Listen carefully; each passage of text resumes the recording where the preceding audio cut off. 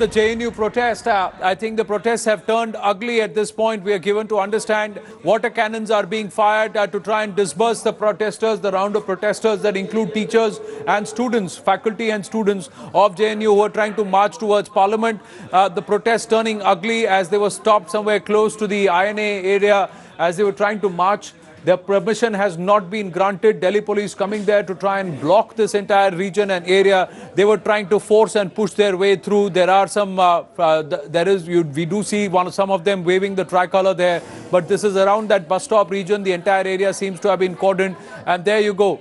A fresh round of water cannon that is being used to try and disperse the entire lot of protesters and to break these protests and to try and ensure that there is no more congregation.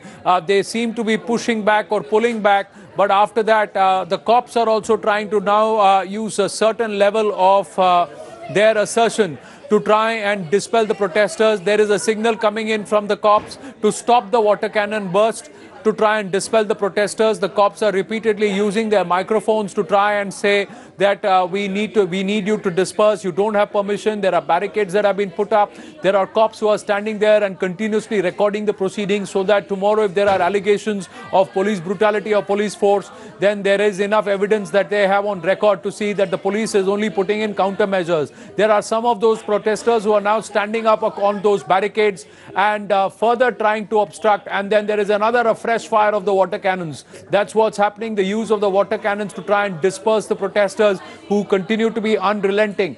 It seems to be at least 200 to 300 of these protesters at least who are there and who are trying to now increasingly get more vociferous and more boisterous as the water cannons are being used.